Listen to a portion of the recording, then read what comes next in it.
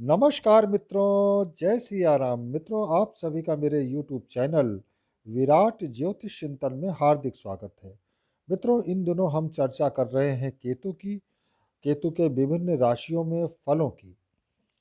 और उस चर्चा में अब तक मैं आपको मेष राशि से कर्क राशि तक के हाल बता चुका हूं कि इन राशियों में रहते हुए केतु किस प्रकार के फल प्रदान करते हैं।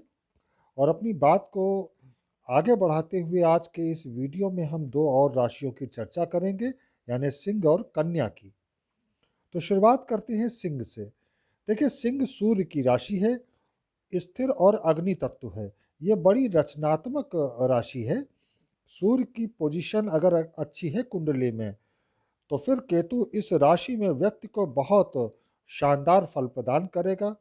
तब व्यक्ति बहुत क्रियात्मक, रचनात्मक, ऊर्जाशील, कला, साहित्य, अभिनय व अन्य कलात्मक बातों में योग्य होता है। इनमें आत्म विश्वास बहुत प्रबल होता है। ये निडर, साहसी, कर्तव्यनिष्ठ और अनुशासित होते हैं। इनका व्यक्तित्व भी बहुत ओजस्विता से भरपूर, आकर्षक होता है। व्यक्ति बहुत स्पिरिचुअल वर्ल्ड में भी रुचि रखता है। वह प्राच्य व गुप्त विद्याओं में उसकी बहुत रुचि होती है। यहाँ केतु व्यक्ति का पूर्व जन्म से भी कनेक्शन जोड़ता है। इनकी क्रिएटिविटी बहुत उच्च स्तर की होती है।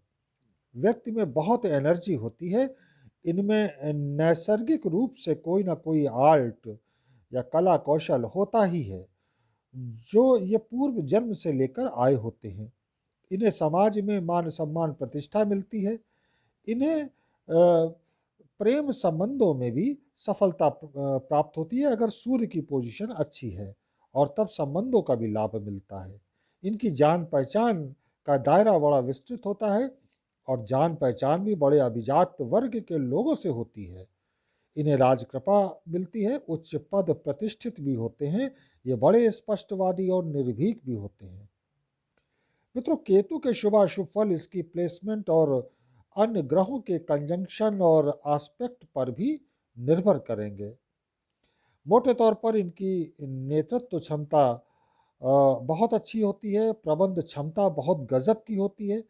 हाँ, ये जिद्दी, क्रोधी और स्वतंत्र प्रिय भी होते हैं। महत्वाकांक्षी होते हैं। यदि सूर्य निर्बल है, तो फिर जो प्राइड होता है वह ईगो में बदल जाता है, और उस ईगो के वशीभूत होकर ये लोग अपना जीवन भी तब बर्बाद कर लेते हैं।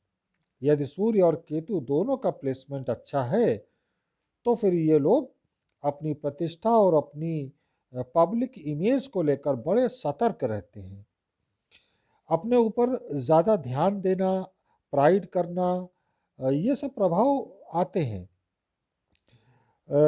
मटेरियल लाइफ में तो ये खुशहाल होते ही हैं। इस स्पिरिचुअल लाइफ में भी इनकी बहुत रुचि होती है। धन संपन्न धन संपत्ति की चाह तो होती है, लेकिन ये लोग मान सम्मान, प्रतिष्ठा से कोई समझौता नहीं करते।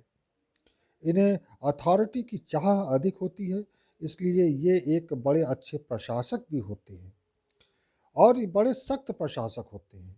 हालांकि दूसरों की सहायता भी करते हैं, दूसरों के हितों का ख्याल भी रखते हैं, लेकिन अपने सिद्धांतों से समझौता नहीं करते, अपनी नापसंद पसंद से समझौता नहीं करते। कभी कभी ये आदतें इन्हें दिक्कतें भी देती है। जब सूर्य निर्बल हो और केतु का प्लेसमेंट भी कुंडली में अच्छा न हो, तो फिर नकारात्मक फल भी मिलेंगे। और तब ये जातक बहुत ईगो वाले, क्रोधी, जिद्दी हो जाते हैं, और तब इनका स्वास्थ्य अच्छा नहीं रहता। खासकर पेट से संबंधित, नेत्र व हड्डी से संबंधित रोग हो सकते हैं।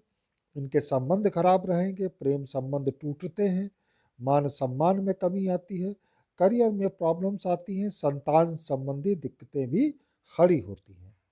और अब बात करेंगे कन्या राशि। कन्या बुध की राशि है, पृथ्वी तत्व, दुस्वभाव राशि है।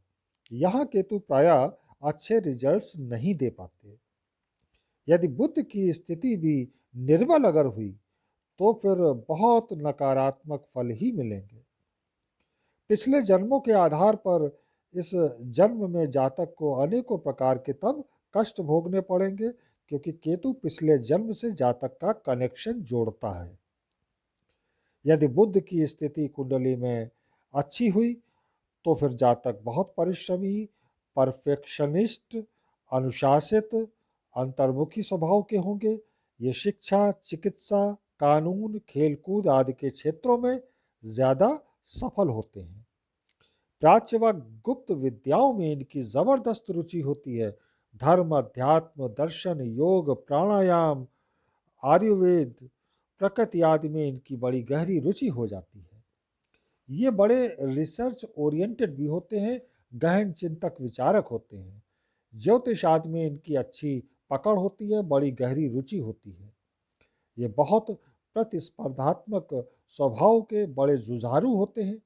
ये प्रायः अपने सिद्धांतों पर चलते हुए जीवन बिताते हैं। ये परफेक्शन पसंद करते हैं, कोई भी कार्य आधा अधूरा नहीं छोड़ते।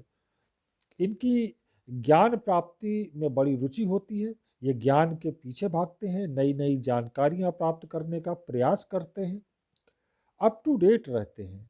यदि बुद्ध की स्थिति अच्छी नहीं हुई तो फिर ये बहुत दुविधा ग्रस्त हो जाते हैं।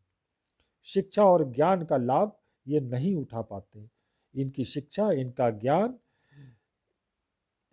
इनके काम नहीं आता, या यूं कहें कि वह नेगेटिव रूप से आगे बढ़ते हैं, यानी उसका गलत उपयोग करते हैं। कई तरह के रोगों से ग्रस्त हो सकते हैं और तब इनके शुरू किए गए कार्य पूर्णता को प्राप्त नहीं हो पाते। व्यक्ति बहुत जल्दी झुंझला जाता है, भ्रमित हो जाता है, धैर्य की कमी रहती है, परिश्रम ज़्यादा करना पड़ता है। लेकिन अगर बुद्ध अच्छा है तो फिर इनकी गणित और अकाउंट्स में बहुत रुचि होती है, तब ये अच्छे प्रबंधक भी होते हैं।